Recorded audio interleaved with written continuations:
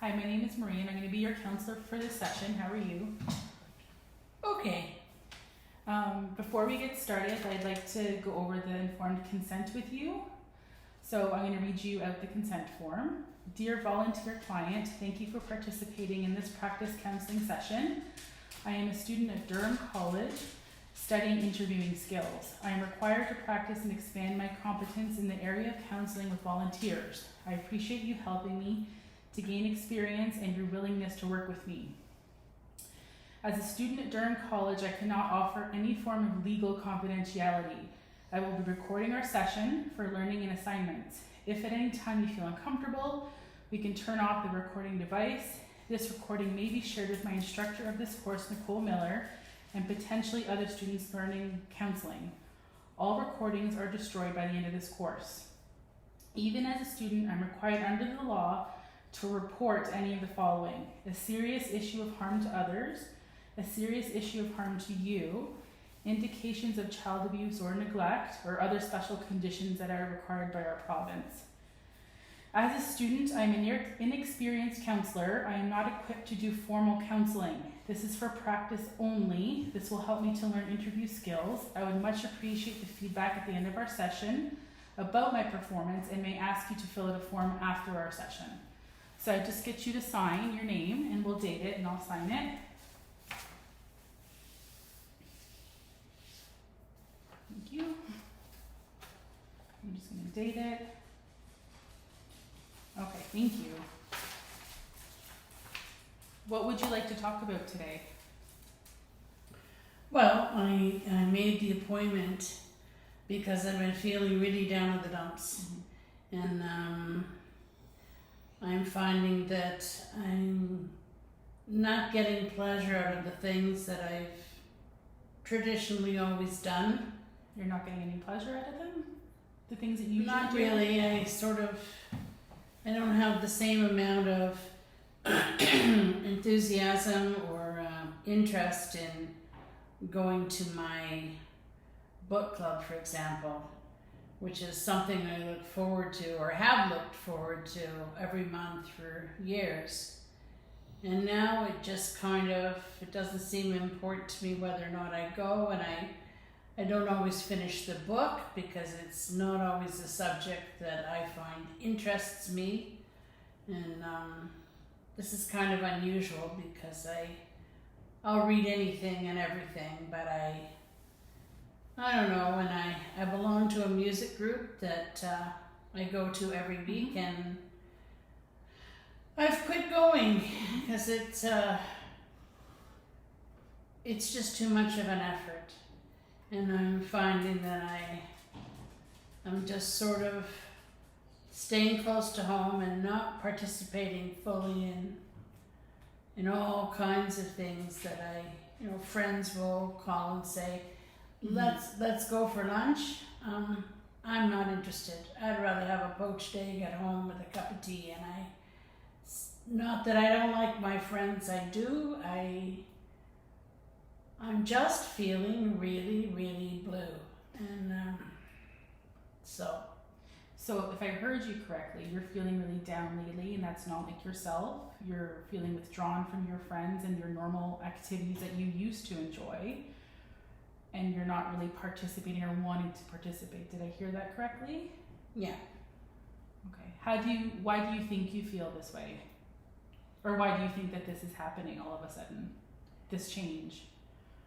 I'm not sure it's a sudden change, but my knees haven't been great for a long time. So in terms of mobility, my mobility is a little more restrained than it's been in the past. But my left hip, honest to goodness, if I could trade in for a new model, I would.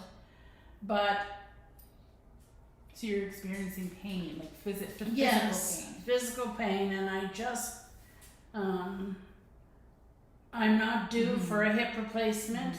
That's not it, and my knees aren't bad enough to be replaced. But any kind of walking, like walking up and down Main Street or going to even the farmer's market, if I can't sit down every 20 or 30 feet, it's just too much for me. It's too painful, it's too hard. So I don't go because it requires too much, and I cannot live on painkillers and ibuprofen. So you feel like the pain, the physical pain you're experiencing, is keeping you from all these activities, and then making you feel sad and not feel like being around anybody. Well, yes, and I mean, it's a choice. I can still go to all this stuff, but I have to tolerate extreme discomfort. I mean, if we're talking about, pain that's so unbearable I can't function, I can't tell you that that's the case. But this is just incessant, unrelenting aches and pains, probably to do with getting older. But it's also frustrating because when I have been to the doctor, and this is in the past, in the way past, the only thing and he's a great doctor, but his most sage piece of advice seems to be, well, if you lost 10 pounds, and suddenly my knees would work and my hip would start aching and life would come up all roses. And it's all right for him to say this long, skinny, tall drink of water. And he's not an obese woman who's been heavy all her life. And it's unrealistic to ask me to lose 10 pounds at this point with all my health concerns. Keeping my weight where it is a struggle. So, this extreme discomfort makes me choose not to do things because it's easier. But the price tag is just feeling depressed and out of society and disconnected from people and things that I normally like. It sounds like you are very intuitive, and you know how you're feeling, and you're being honest about how you feel, and you've seeked help for that. Well, I'm not sure if I've really... today is my first step in seeking help for the way I'm feeling, because I don't like to admit that I'm down in the dumps, because I'm generally a pretty cheerful person. You're usually a cheerful person? Yes, or I think I am.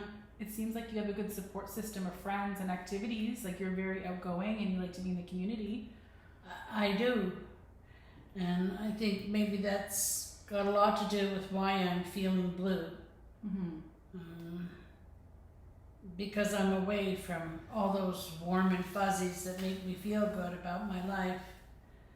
But honestly, it's too much of an effort, and things hurt. How do you feel like you could change some of those things? In terms of your pain, how do you feel like you could address the physical pain that you're feeling? Well, I don't know, because what I've been doing so far clearly is not working. And so when it gets really bad and I take ibuprofen every 4 to 6 hours for a day or so, I'm so relieved because it provides me a level of pain-free comfort that I don't have ever.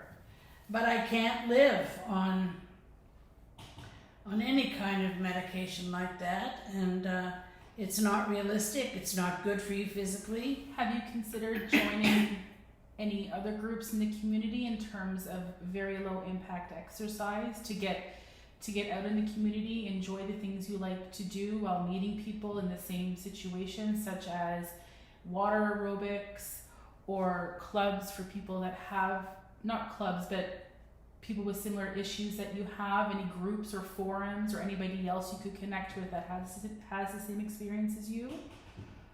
Do you think that's something you could do? Well, there is a senior center in the community where I live,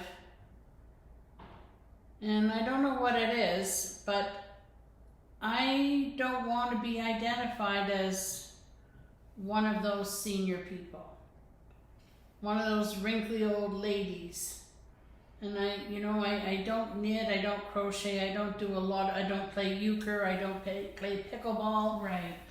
There's nothing there that interests me, and I don't know anybody there anyway. I already have a good circuit of friends, but Would your friends be willing to maybe go out with you and do some water aerobics or do something that is low impact that would benefit you while also getting the social aspect? well, For some I have exercise? and one low impact friend who exercise? keeps badgering me about exercise in a heated pool that she goes to because she has actually rheumatoid arthritis and she swears by it. Mhm. And I don't mind swimming when I feel like it. Mhm. But swimming on a regular basis, and particularly in the winter months, is not for me. I just don't like being wet. I understand that. I hear you. I'm wondering if there's any low impact yoga specifically for people with arthritis that would you consider joining something like that? If it was chair yoga, I would, but nothing that involves getting on the floor anymore because I just cannot get up afterwards. And I think that's definitely something you may want to look into as a good resource to meet other people that might be in the same situation as you and then connect with those kinds of people for support. Well, that's something I could do, but I think that making this appointment today was maybe I'm looking for a magic wand to make my blues go away, to make me feel better. I'm not so unhappy with myself. I'm unhappy because I'm just sort of caving in to the fact that things hurt and voluntarily withdrawing from what I enjoy, but I'm not enjoying it anymore because things hurt and I'm troubled that I feel so negative. Right. I understand. So feeling negative is making you feel upset. Yes, I don't want to feel like this, and I'm afraid there's no quick answer, and I don't want to stay like this. I want to be my customary cheerful self. But I don't seem to be able to get back to that place. I need some help or guidance in negotiating. Would you consider being honest with some of your close-knit friends that you have now about how you feel? Yeah, I don't want to burden them. I don't want to be baggage for all my close friends, and they're good people. And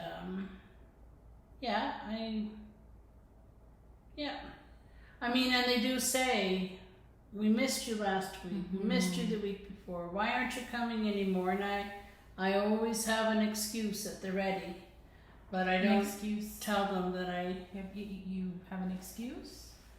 I say I had somewhere else to go or someplace else to be, which is not the truth, but gets me off the hook. And I don't have to say, I don't feel like it, I'm just feeling poopy today and I didn't want to go. So I don't say that to them, I just make up stories. And would you consider being honest with your feelings? Yeah, I mean, it's easy enough to tell you because you're somebody I don't know, and I love my friends and they're good people, but I think I'm concerned about being a burden. I understand. You don't want to be a burden. What do you feel like you'll get out of counseling? What goals do you have by seeing a counselor? And what do you feel you'll get out of counseling? Well, I think it's a lot like a pressure cooker or a whistling kettle, that when things are on the boil or feelings are sort of bottled up and they're at a log jam, being able to talk with somebody freely it's like letting off steam. It lets off pressure. It loosens up the log jam, and it helps me out loud articulate what I'm feeling instead of just privately on my own carrying around the weight of feeling blue. I can say to somebody safely in a safe space that this is how my days are going. So my hope is that it will help me feel better if I can say to somebody, you for example, what's troubling me. Right. I understand. And how I've been feeling. Do you feel like we should make a couple of goals for you to work on before our next session next week? A couple of goals? Something to work towards? Yeah. To help with the way you're feeling? Sure. What do you think would be an acceptable goal for you that you could accomplish within that span of time that you would feel comfortable with? Well, I would already feel better knowing that I was coming back. And so to make this appointment initially was already a big goal. I understand. Yeah. And so I came. And so coming again. And that is a big step. Well, it is. And then coming again would be part of the original goal. But something to work on next week. Would you be willing to maybe find out if the rec center has any exercise classes, whether it be chair yoga or something you know you would physically enjoy doing, in order to move your body, to get out, to be in the community with like-minded people or people that have the same physical issue. Would you be willing to look on their website or go to the community center and ask? Yeah, I would. Actually, I've been moderately interested in chair yoga for some time, and It's very beneficial. I don't need to have a friend to go with. I mean, this is something that I could do, and so yeah, I will investigate that this week, and would you because consider going to your doctor and sharing your feelings about how you've been feeling with him, and see if maybe there's some different kind of pain control that you could have, or maybe talk to him, and see what he thinks about the way you have been feeling. If you've been feeling down and sad and not yourself, maybe there's another resource that he could also help you with, if you had a conversation with the doctor. Yeah, that's probably a good idea. It's been a long time since I've seen him, and because I think it's important that you share these things also with a doctor about pain management. Because I've been going to him for many, many years, decades in fact, and he will be surprised if I tell him that I'm down in the dumps. But I think he'll be very pleased if he sees that I have sought counseling, right, to help me get a leg up on this. And, so yeah, I know he won't give me anything in terms of prescriptions, but he may have resources and ideas. Yes. Yeah. Something more than I can help you with here. Yeah, absolutely. I should probably make an appointment.